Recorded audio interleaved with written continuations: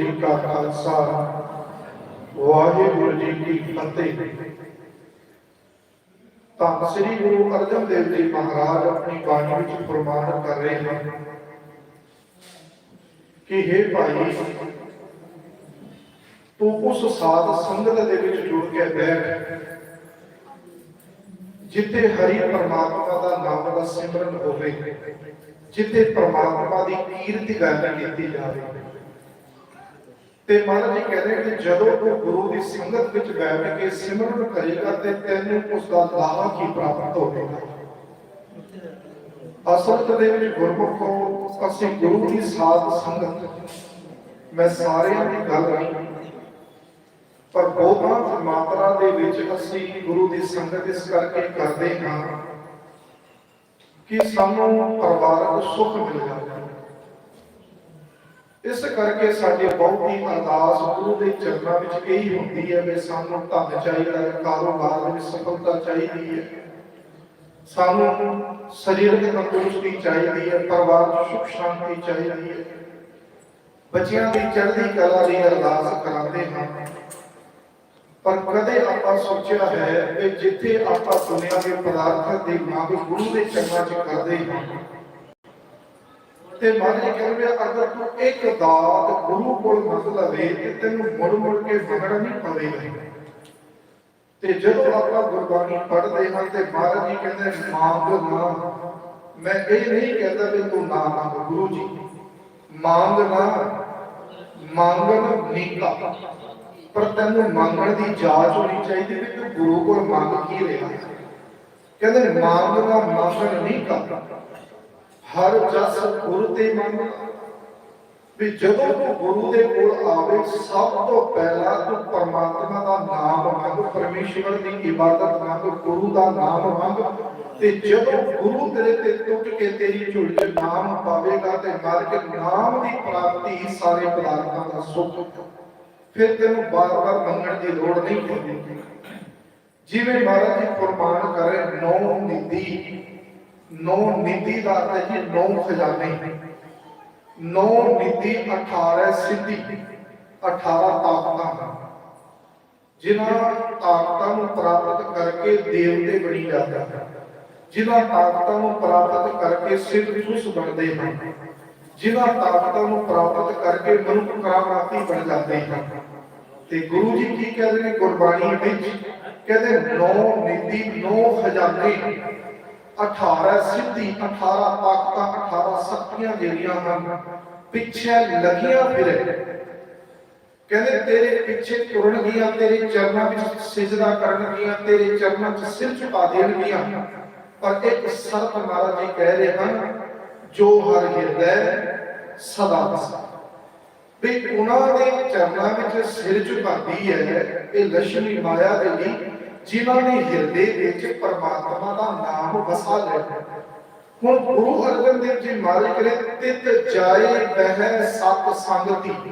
हुण संगत का मतलब दस रहे हैं कि संगत विच असीं बैठ के किहड़ा कर्म करना, की चीज सानूं करनी चाहिए है। मार्ग तित जाए बह, बह का अर्थ है बहना, तित जाए बह सत संगति, जिथे हर का हर नाम बिलोइए। कि हे भाई तू गुरु की संगत विच जाके बैठ, इस करके बैठना है कि तू अपनी रसना तो हरि परमात्मा का नाम जप सके, परमात्मा का चिंतन कर सके, परमात्मा का सिमरन कर सके। पर गुरुमुख को माफ करना, असी जिन्ना समा गुरु की संगत विच बैठे होते हैं, असी शरीर करके मौजूद होते हैं, पर साडा मन जिहड़ा हले भी बाजारां विच ते विकारां विच डुब धोता है। पर महाराज कहते तां संगत विच बैठना तेरा सफल मनिया जाएगा जे तू गुरु के चरणों च बैठ के परमात्मा का नाम जपे। सुन महाराज जी कहते नाम जपना किवें है, ये भी तैनूं समझ लगनी चाहिए। जिथे महाराज ने संगत विच बैठ के नाम जपण दा हुक्म कीता ना गुरमुख, उत्थे एक तरीका भी विधि भी दसी है।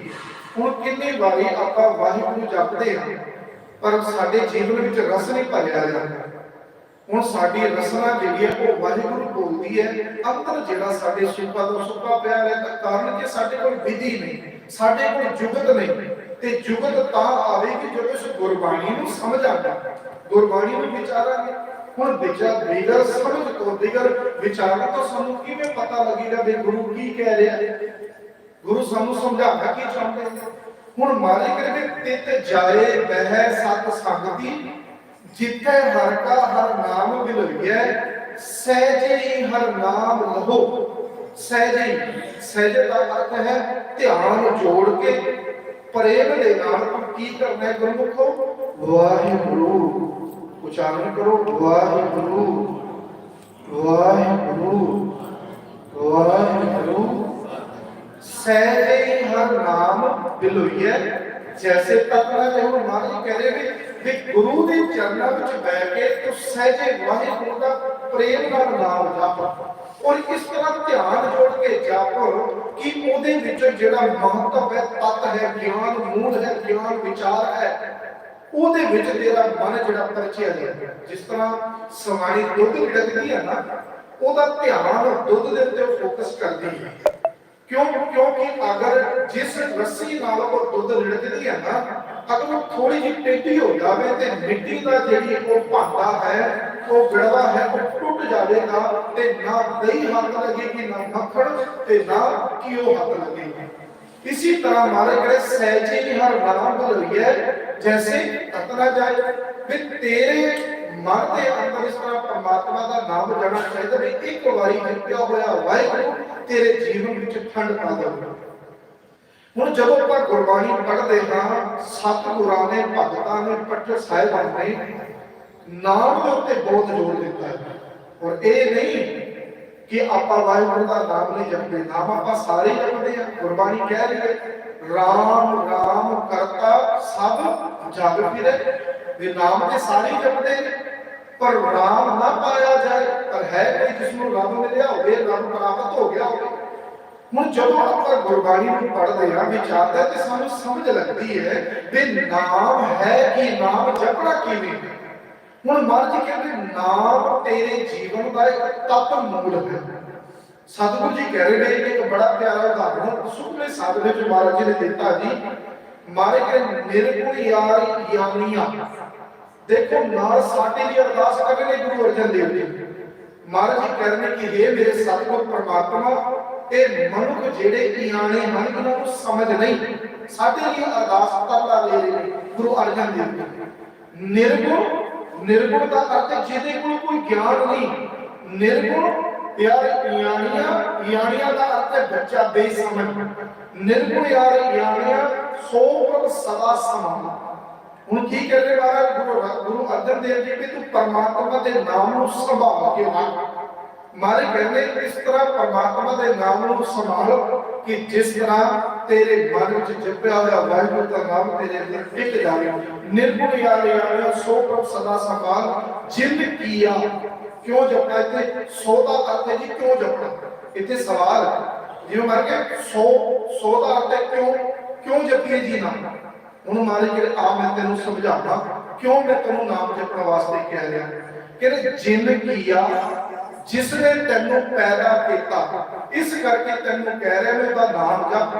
जिंद किया तिस चीत रख, उसनू अपने हिरदे विच रख, उसनू चित्त विच वसा ले। मार के जिंद किया तिस चीत रख नानक दिव है नाल। मार के मैं इस करके तेनू समझा रहा कि परमात्मा का नाम ही केवल तेरे नाल जाना है, नहीं ते सारियां वस्तुआं इत्थे रह जाणगीआं। ਹੁਣ ਜਦੋਂ ਆਪਾਂ ਇਸ ਸ਼ਬਦ ਨੂੰ ਹੋਰ ਵਿਚਾਰੀਏ ਸਮਝ ਲੱਗੇਗੀ ਕਿ ਮਹਾਰਾਜ ਜਿਹੜਾ ਕਿਹਾ ਕਿ ਕਿਉਂ ਨਾਮ ਜਪਣਾ। ਤੇ ਮਹਾਰਾਜ ਜੀ ਕਹਿੰਦੇ ਭਾਈ ਆ ਮੈਂ ਤੈਨੂੰ ਸਮਝਾਉਂਦਾ। ਕਹਿੰਦੇ ਨੇ ਸਤਿਗੁਰੂ ਜੀ ਬਹੁਤ ਸਾਸਤਰ ਬਹੁਤ ਸਿਮਰਤੀ ਵੇਖੇ ਸਰਬ ਢੰਡੋਰ। ਕਹਿੰਦੇ ਜਿੰਨੇ ਵੀ ਸ਼ਾਸਤਰ ਹਨ 16 ਸ਼ਾਸਤਰ ਨੇ, ਬਹੁਤ ਸ਼ਾਸਤਰ ਬਹੁਤ ਸਿਮਰਤੀ ਵੇਖੇ ਸਰਬ ਢੰਡੋਰ। ਢੰਡੋਰ ਦਾ ਅਰਥ ਹੈ ਜਿਵੇਂ ਵਿਚਾਰ ਕਰਕੇ ਲਿਖ ਲਿਆ ਗੁਰੂ ਅਰਜਨ ਦੇਵ ਵੀ ਜਿੰਨੇ ਵੀ ਸ਼ਾਸਤਰ ਨੇ 4 ਸ਼ਾਸਤਰ 16 ਸਿਮਰਤੀਆਂ। ਕਹਿੰਦੇ ਇਹਨਾਂ ਨੂੰ ਮੈਂ ਪੜਿਆ ਤੇ ਵਿਚਾਰ ਕੇ ਦੇਖਿਆ। ਬਹੁਤ ਸ਼ਾਸਤਰ ਬਹੁਤ ਸਿਮਰਤੀ ਵੇਖੇ ਸਰਬ ਢੰਡੋਰ ਪੂਜਸ ਨਾਹੀ। ਪੂਜਸ ਦਾ ਅਰਥ ਹੈ ਬਰਾਬਰੀ ਵੀ ਇਹਨਾਂ ਦੇ ਵਿੱਚ ਮੈਂ ਵਿਚਾਰ ਕੇ ਵੇਖਿਆ ਪੂਜਸ ਨਾਹੀ। ਕਹਿੰਦੇ ਨੇ ਪਰਮਾਤਮਾ ਦੇ ਨਾਮ ਦੇ ਤੁਰ ਨਹੀਂ। ਪੂਜਸ ਨਾਹੀ ਹਰ ਹਰੇ ਨਾਨਕ ਨਾਮ ਅਮੋਲ। ਤੇ ਪਰਮਾਤਮਾ ਦਾ ਜਿਹੜਾ ਨਾਮ ਹੈ ਨਾ, ਉਸ ਦਾ ਕੋਈ ਮੋਲ ਨਹੀਂ ਪਾ ਸਕਦਾ। ਭਾਵੇਂ 4 ਗ੍ਰੰਥ ਨੇ, ਭਾਵੇਂ 16 ਸਿਮਰਤੀਆਂ ਹਨ, ਉਹ ਵੀ ਪੁਕਾਰ ਕੇ ਇੱਕੋ ਗੱਲ ਕਹਿ ਰਹੇ ਨੇ ਕਿ ਪਰਮਾਤਮਾ ਦੇ ਨਾਮ ਤੋਂ ਬਗੈਰ ਕੁਝ ਵੀ ਨਹੀਂ ਹੈ। ਅਸੀਂ ਵੀ ਉਹਨਾਂ ਦੀ ਬਰਾਬਰੀ ਨਹੀਂ ਕਰ ਸਕਦੇ। ਪਰ ਜਦੋਂ ਆਪਾਂ ਹੋਰ ਗੁਰਬਾਣੀ ਨੂੰ ਪੜ੍ਹਦੇ ਹਾਂ, ਬੜਾ ਪਵਿੱਤਰ ਸ਼ਬਦ ਹੈ ਗੁਰੂ ਅਰਜਨ ਦੇਵ ਜੀ ਦਾ। ਮਾਲਿਕ ਕਹਿੰਦੇ ਤੇਰੇ ਜੀਵਨ ਵਿੱਚ ਜਿਹੜਾ ਦੁੱਖ ਹੈ ਨਾ, ਇਹ ਤੇਰੇ ਆਪਣੇ ਕੀਤੇ ਕਰਮਾਂ ਦਾ ਹੈ। ਸਤਿਗੁਰੂ ਜੀ ਕਹਿੰਦੇ ਹਰ ਵਿਸਰਤ ਸਦਾ ਖੁਆਰੀ। ਵੀ ਜਦੋਂ ਪਰਮਾਤਮਾ ਦੇ ਨਾਮ ਨੂੰ ਅਸੀਂ ਭੁਲਾ ਦਿੰਦੇ ਹਾਂ, ਵਿਸਾਰ ਦਿੰਦੇ ਹਾਂ, ਤੇ ਉਸ ਵੇਲੇ ਸਾਡਾ ਜੀਵਨ ਜਿਹੜਾ ਖੁਆਰ ਹੋਣਾ ਸ਼ੁਰੂ ਹੋ ਜਾਂਦਾ ਹੈ। ਮਨੁੱਖ ਦੀ ਜੀਵਨ ਦੀ ਬਰਬਾਦੀ ਪ੍ਰਾਰੰਭ ਹੋ ਜਾਂਦੀ ਹੈ। ਮਾਲਿਕ ਕਹਿੰਦੇ ਹਰ ਵਿਸਰਤ ਸਦਾ ਖੁਆਰੀ, ਤਾਂ ਕੋ ਧੋਖਾ। ਕਹਿੰਦੇ ਮਾਇਆ ਕਿਸ ਨੂੰ ਧੋਖਾ ਦਿੰਦੀ ਹੈ? ਉਸ ਨੂੰ ਧੋਖਾ ਦਿੰਦੀ ਹੈ ਪਰਮਾਤਮਾ ਜਿਸ ਨੇ ਤੈਨੂੰ ਵਿਸਾਰ ਦਿੱਤਾ। ਪਰ ਜਿਨ੍ਹਾਂ ਨੇ ਤੇਰਾ ਨਾਮ ਜਪਿਆ, ਮਾਲਿਕ ਤਾਂ ਕੋ ਧੋਖਾ ਕਹਾਂ ਵੀ ਆਪੇ ਜਾਂ ਕੋ ਓਟ ਤੁਹਾਰੀ। ਪਰ हे ਪਰਮਾਤਮਾ ਜਿਸ ਨੇ ਤੇਰਾ ਨਾਮ ਜਪਿਆ ਨਾ, ਉਸ ਨੂੰ ਇਹ ਮਾਇਆ ਜਿਹੜੀ ਹੈ ਧੋਖਾ ਨਹੀਂ ਦੇ ਸਕਦੀ, ਜਿੰਨਾ ਮਰਜ਼ੀ ਯਤਨ ਕਰ ਲਵੇ। ਹੁਣ ਜਦੋਂ ਆਪਾਂ ਗੁਰੂ ਅਰਜਨ ਦੇਵ ਜੀ ਦਾ ਇੱਕ ਬੜਾ ਪਵਿੱਤਰ ਸ਼ਬਦ ਪੜ੍ਹਦੇ ਹਾਂ, ਤੇ ਮਹਾਰਾਜ ਜੀ ਕਹਿ ਰਹੇ ਨੇ ਵੀ ਭਾਈ ਤੇਰੇ ਜੀਵਨ ਦਾ ਤੱਤ ਮੂਲ ਹੈ ਕੀ? ਅਸਲੀ ਤੇਰਾ ਮੂਲ ਕੀ ਹੈ? ਮਹਾਰਾਜ ਕਹਿੰਦੇ ਭਈ ਪ੍ਰਾਪਤ। ਤੈਨੂੰ ਇਹ ਦੇਹ ਕਿਉਂ ਪ੍ਰਾਪਤ ਹੋਈ ਹੈ? ਮਹਾਰਾਜ ਭਈ ਪ੍ਰਾਪਤ ਮਾਨੁਖ ਦੇਹ ਹੋਈ ਹੈ। ਆਪ ਮਨੁੱਖੇ ਦੇਹ ਤੇ ਜਿਹੜੀ ਸਾਡਾ ਸਰੀਰ ਹੈ, ਭਈ ਪ੍ਰਾਪਤ ਮਾਨੁਖ ਦੇਹ ਹੋਈ ਹੈ। ਮਹਾਰਾਜ ਗੋਬਿੰਦ ਮਿਲਣ ਕੀ ਇਹ ਤੇਰੀ ਬਰੀਆ। ਵੀ ਇਹ ਜਿਹੜਾ ਸਮਾਂ ਮਿਲਿਆ ਨਾ ਤੈਨੂੰ ਪਰਮਾਤਮਾ ਨੂੰ ਮਿਲਣ ਦਾ ਸਮਾਂ ਮਿਲਿਆ, ਸੋ ਅਜੇ ਨਾ ਬੜਾ ਗੋਬਿੰਦ ਮਿਲਣ ਕੀ ਇਹ ਤੇਰੀ ਬਰੀਆ। ਅਵਰ ਕਾਰ ਅਗਰ ਤੂੰ ਪਰਮਾਤਮਾ ਦੇ ਨਾਮ ਤੋਂ ਬਗੈਰ ਧਰਮ ਤੋਂ ਇਲਾਵਾ ਜੋ ਵੀ ਕੰਮ ਕਰ ਰਿਹਾ ਹੈ, ਮਾਰੇ ਕਹਿੰਦੇ ਤੇਰੇ ਕਿਸੇ ਕੰਮ ਦੇ ਨਹੀਂ ਪਰਮਾਤਮਾ ਦੇ ਦਰਗਾਹ 'ਚ ਕੋਈ ਵੈਲਿਊ ਨਹੀਂ ਪੈਣੀ। ਵੀ ਤੇਰੇ ਕੋਲ ਕਿੰਨਾ ਖਜ਼ਾਨੇ, ਕਿਸ ਤਰ੍ਹਾਂ ਲੋਕੀ ਤੈਨੂੰ ਸਲੂਟ ਮਾਰਦੇ ਨੇ, ਬੜਾ ਵੱਡੀ ਪਦਵੀ ਤੇਰੇ ਕੋਲ, ਉਹਦੀ ਕੋਈ ਵੈਲਿਊ ਨਹੀਂ ਪਰਮਾਤਮਾ ਦੇ ਦਰਗਾਹ ਵਿੱਚ। ਮਾਰੇ ਭਾਈ ਪ੍ਰਾਪਤ ਮਾਨੁਖ ਦੇ ਹੁਰੀਆ, ਗੋਬਿੰਦ ਮਿਲਣ ਕੀ ਇਹ ਤੇਰੀ ਬਰੀਆ। ਤੇ ਮਾਰੇ ਅਵਰ ਕਾਜ ਤੇਰੇ ਕੀਤੇ ਨਾ ਕਾਮ। ਮਾਰੇ ਫਿਰ ਕੀ ਕਰੀਏ? ਮਿਲ ਸਾਧ ਸੰਗਤ ਭਜ ਕੇਵਲ ਨਾਮ। ਫਿਰ ਮਹਾਰਾਜ ਨੇ ਸੰਗਤ ਦਾ ਜ਼ਿਕਰ ਕੀਤਾ। ਮਹਾਰਾਜ ਕਹਿੰਦੇ ਤੂੰ ਇੱਕੋ ਕੰਮ ਕਰ, ਗੁਰੂ ਦੀ ਸੰਗਤ ਜ਼ਰੂਰ ਕਰ, ਤੇ ਗੁਰੂ ਦੀ ਸੰਗਤ ਵਿੱਚ ਬੈਠ ਕੇ ਤੂੰ ਪਰਮਾਤਮਾ ਦਾ ਨਾਮ ਜਪ, ਤੇਰੇ ਲਈ ਭਲੇ ਦੀ ਗੱਲ ਹੈ। ਮਿਲ ਸਾਧ ਸੰਗਤ ਭਜ ਕੇਵਲ ਨਾਮ। ਤੇ ਮਹਾਰਾਜ ਕਹਿੰਦੇ ਕਦੋਂ ਜਪੀਏ ਜੀ? ਸਰੰਜਾਮ। ਦੇਖੋ ਕਿੰਨੇ ਸੋਹਣੇ ਬਚਨ ਨੇ ਮਹਾਰਾਜ ਦੇ। ਜਦੋਂ ਮਹਾਰਾਜ ਨੇ ਹੁਕਮ ਕੀਤਾ ਕਿ ਜਿੰਨੇ ਵੀ ਕੰਮ ਤੂੰ ਧਰਮ ਤੋਂ ਇਲਾਵਾ ਕਰਿਆ, ਉਹਨਾਂ ਦੀ ਕੋਈ ਵੈਲਿਊ ਪਰਮਾਤਮਾ ਦੇ ਧਰਮਾਂ ਵਿੱਚ ਨਹੀਂ ਪੈਣੀ। ਫਿਰ ਅਸੀਂ ਪੁੱਛਿਆ ਮਹਾਰਾਜ ਕੀ ਕਰੀ? ਕਹਿੰਦੇ ਗੁਰੂ ਦੀ ਸੰਗਤ ਵਿੱਚ ਬੈ ਕੇ ਨਾਮ ਜਪ। ਮਹਾਰਾਜ ਨੂੰ ਪੁੱਛੇ ਵੀ ਮਹਾਰਾਜ ਨਾਮ ਜਪਣ ਦਾ ਲਾਭ ਕੀ ਹੋਵੇਗਾ? ਮਹਾਰਾਜ ਕਹਿੰਦੇ ਸਰੰਜਾਮ। ਕਹਿੰਦੇ ਅਗਰ ਮੇਰੀ ਗੱਲ ਤੇਰੀ ਸਮਝ ਵਿੱਚ ਪੈ ਗਈ ਤੇ ਤੁਰੰਤ ਯਤਨ ਕਰਦੇ ਸਿਮਰਨ ਦਾ। ਕਹਿੰਦੇ ਸਰੰਜਾਮ ਲਾ ਕੇ ਤੁਰੰਤ ਸਿਮਰਨ ਕਰਨਾ ਸ਼ੁਰੂ ਕਰ ਦੇ। ਸਰੰਜਾਮ ਲਾਗ ਲੱਗਦਾ ਹਲੇ ਜਿੰਨਾ ਕਿ ਤੇਰੇ ਕੋਲ ਸਮਾਂ ਬਚਿਆ, ਭੌਜਲ ਤਰਨ ਕਹਿ। ਮੈਂ ਤਾਂ ਤੈਨੂੰ ਕਹਿ ਰਿਹਾ ਵੀ ਜੇ ਸੰਸਾਰ ਸਮੁੰਦਰ ਤੋਂ ਤਰਨਾ ਚਾਹੁੰਦਾ ਹੈ ਨਾ, ਤੇ ਕੇਵਲ ਪਰਮਾਤਮਾ ਦਾ ਨਾਮ ਹੀ ਤੇਰਾ ਉਧਾਰ ਕਰ ਸਕਦਾ ਹੈ। ਹੋਰ ਕੋਈ ਢੰਗ ਤੇ ਹੋਰ ਕੋਈ ਦੂਜਾ ਤਰੀਕਾ ਨਹੀਂ। ਹੁਣ ਆਪਾਂ ਦੇਖੀਏ ਵੀ ਗੁਰੂ ਪਾਤਸ਼ਾਹ ਜੀ ਸਾਨੂੰ ਹੁਕਮ ਕਰ ਰਹੇ ਨੇ ਕਿ ਗੁਰੂ ਪਾਤਸ਼ਾਹ ਜੀ ਨੇ ਵੀ ਨਾਮ ਜਪਿਆ। ਇਸਲਾਮ ਧਰਮ ਦੇ ਅੰਦਰ ਇੱਕ ਬਹੁਤ ਵੱਡਾ ਲਿਖਾਰੀ ਹੋਇਆ, ਤੇ ਉਹ ਵਿਦਵਾਨ ਉਸ ਕਿਤਾਬ ਦੇ ਅੰਦਰ ਜ਼ਿਕਰ ਕਰਦਾ ਹੈ। ਕਹਿੰਦੇ ਕਿ ਗੁਰੂ ਨਾਨਕ ਦੇ ਦਰਸ਼ਨ ਕੀਤੇ, ਉਹ ਲਿਖਾਰੀ ਕਹਿ ਰਿਹਾ ਹੈ। ਤੇ ਪਰ ਜਦੋਂ ਮੈਂ ਗੁਰੂ ਨਾਨਕ ਦੇਵ ਜੀ ਦੇ ਮਹਾਰਾਜ ਜੀ ਦੇ ਬਾਰੇ ਸੁਣਿਆ ਵੀ ਗੁਰੂ ਨਾਨਕ ਦੇਵ ਜੀ ਨੇ ਅੰਮ੍ਰਿਤ ਵੇਲੇ ਦੇ ਉੱਤੇ ਬਹੁਤ ਜ਼ੋਰ ਦਿੱਤਾ। ਹੁਣ ਮਹਾਰਾਜ ਜੀ ਨੇ ਜਦੋਂ ਆਪਾਂ ਬਾਣੀ ਪੜ੍ਹਦੇ ਆ, ਅੰਮ੍ਰਿਤ ਵੇਲਾ ਸੱਚ ਨਾਉ ਵਡਿਆਈ ਵਿਚਾਰ ਕਰਮੀ ਆਵੇ ਕਪੜਾ ਨਦਰੀ ਮੋਖ ਦਵਾਰ। ਗੁਰੂ ਨਾਨਕ ਦੇਵ ਜੀ ਕਹਿ ਰਹੇ ਨੇ ਤੂੰ ਅੰਮ੍ਰਿਤ ਵੇਲੇ ਉੱਠ ਕੇ ਪਰਮਾਤਮਾ ਦਾ ਨਾਮ ਜਪ, ਵਡਿਆਈ ਜਪ, ਉਸ ਪਰਮਾਤਮਾ ਦੀ ਇਬਾਦਤ ਕਰ। ਤੇ ਉਹ ਜਿਹੜਾ ਇਸਲਾਮ ਧਰਮ ਦਾ ਲਿਖਾਰੀ ਸੀ, ਵਿਦਵਾਨ ਸੀ, ਕਹਿੰਦੇ ਮੇਰੇ ਅੰਦਰ ਇਹ ਸਵਾਲ ਪੈਦਾ ਹੋ ਗਿਆ ਵੀ ਗੁਰੂ ਨਾਨਕ ਦੇਵ ਜੀ ਅੰਮ੍ਰਿਤ ਵੇਲੇ ਦਾ ਜ਼ਿਕਰ ਕਰ ਰਹੇ ਨੇ ਤੇ ਸਿਮਰਨ ਦਾ ਜ਼ਿਕਰ ਕਰ ਰਹੇ ਹਨ ਕਿ ਮਹਾਰਾਜ ਆਪ ਵੀ ਸਿਮਰਨ ਕਰਦੇ ਨੇ। ਕਹਿੰਦੇ ਮੈਂ ਇਸ ਸਵਾਲ ਦੇ ਹੱਲ ਨੂੰ ਕਰਨ ਲਈ ਕਹਿੰਦੇ ਮੈਂ ਰਾਏ ਭੋਏ ਦੀ ਤਲਵੰਡੀ ਵਿੱਚ ਪਹੁੰਚ ਗਿਆ। ਉਹ ਲਿਖਾਰੀ ਲਿਖ ਰਿਹਾ ਕਹਿੰਦੇ ਮੈਂ ਰਾਏ ਭੋਏ ਦੀ ਤਲਵੰਡੀ ਵਿੱਚ ਜਦੋਂ ਪਹੁੰਚਿਆ, ਕਿਉਂਕਿ ਉਸ ਵੇਲੇ ਕੱਚੇ ਮਕਾਨ ਹੁੰਦੇ ਸੀ, ਕਹਿੰਦੇ ਨੇ ਵੀ ਰਾਤ ਦੇ 12 ਵਜੇ ਤੋਂ ਬਾਅਦ ਕਹਿੰਦੇ ਮੇਰੇ ਅੰਦਰ ਕੋਈ ਸਵਾਲ ਉੱਠੇ ਵੇ ਮਹਾਰਾਜ ਜੀ ਕਹਿ ਰਹੇ ਨੇ ਅੰਮ੍ਰਿਤ ਵੇਲਾ ਸੱਚ ਨਾਉ ਵਡਿਆ ਹੀ ਵਿਚਾਰ ਕਰਨੀ ਆਵੇ। ਕਰਨੀ ਦਾ ਅਰਥ ਹੈ ਜੀ ਬਖਸ਼ੀਸ਼। ਕਹਿੰਦੇ ਜਿਹੜਾ ਅੰਮ੍ਰਿਤ ਵੇਲੇ ਉੱਠ ਕੇ ਨਾਮ ਜਪੇਗਾ ਉਸ ਦੇ ਉੱਤੇ ਰੱਬ ਦੀ ਬਖਸ਼ੀਸ਼ ਹੋਵੇਗੀ, ਨਜ਼ਰ ਹੋਵੇਗੀ, ਕਿਰਪਾ ਹੋਵੇਗੀ। ਕਹਿੰਦੇ ਮੈਨੂੰ ਰਾਤੀ ਨੀਂਦਰ ਨਾ ਪਵੇ। ਉਸ ਮੁਸਲਮਾਨ ਲਿਖ ਰਿਹਾ ਕਹਿੰਦੇ ਮੈਂ ਰਾਤ ਦੇ 12 ਵਜੇ ਉੱਠਿਆ, ਕਹਿੰਦੇ ਮੈਂ ਮਕਾਨ ਦੀ ਛੱਤ ਤੇ ਚੜ ਗਿਆ। ਕਹਿੰਦੇ ਜਦੋਂ ਮੈਂ ਰਾਏ ਭੋਲੇ ਸਿੱਖ ਮਤ ਸਭ ਬੁੱਧ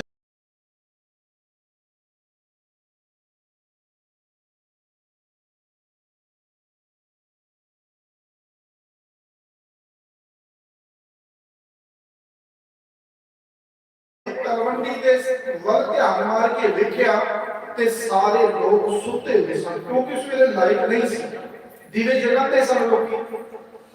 ਕਹਿੰਦੇ ਹਰ ਘਰ ਦੇ ਅੰਦਰ ਦੀਵਾ ਬੁਝਿਆ ਹੋਇਆ ਤੇ ਲੋਕੀ ਸੁੱਤੇ ਪਏ ਹੋਏ ਹਨ। ਕਹਿੰਦੇ ਫਿਰ ਮੈਂ ਧਿਆਨ ਨਾਲ ਵੇਖਿਆ ਵੀ ਇਹ ਨਗਰੀ ਤੇ ਗੁਰੂ ਨਾਨਕ ਪਾਤਸ਼ਾਹ ਜੀ ਦੀ ਹੈ, ਇੱਥੇ ਤੇ ਗੁਰੂ ਨਾਨਕ ਦੇਵ ਜੀ ਦਾ ਜਨਮ ਹੋਇਆ ਤੇ ਮਹਾਰਾਜ ਆਪ ਮੌਜੂਦ ਨੇ। ਫਿਰ ਸਾਰੇ ਲੋਕ ਸੁੱਤੇ ਪਏ ਨੇ।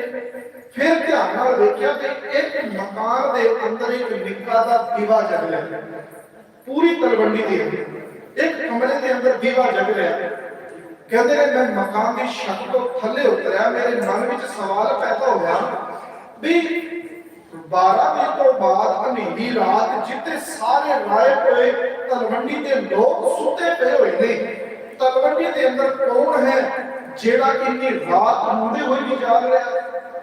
ਕਹਿੰਦੇ ਨੇ ਮੈਂ ਮਕਾਨ ਦੀ ਛੱਤ ਤੋਂ ਥੱਲੇ ਉਤਰਿਆ ਤੇ ਉਤਰ ਕੇ ਉਸ ਦੀਵੇ ਦੀ ਸੇਧ ਨੂੰ ਲੈਂਦਾ ਉੱਤੇ ਪਹੁੰਚ ਕੇ ਜਿੱਥੇ ਉਹ ਦੀਵਾ ਜਗ ਰਿਹਾ ਸੀ।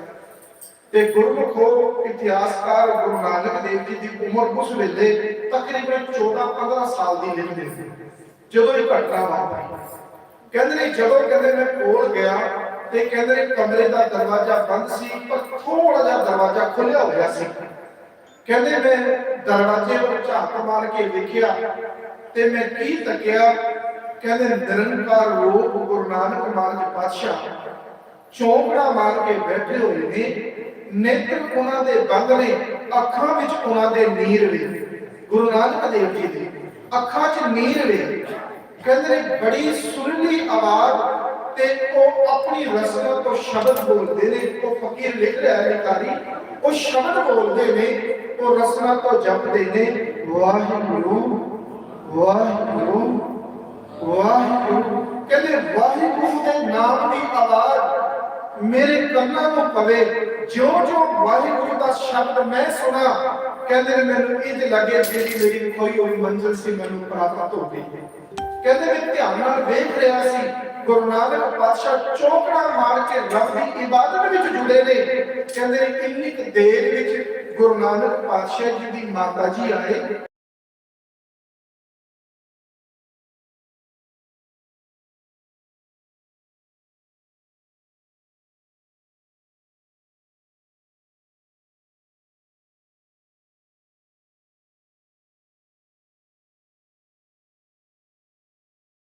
ਦਿਲ ਕਰਦੀ ਬਲੋ ਬਲੋ ਬਲੋ।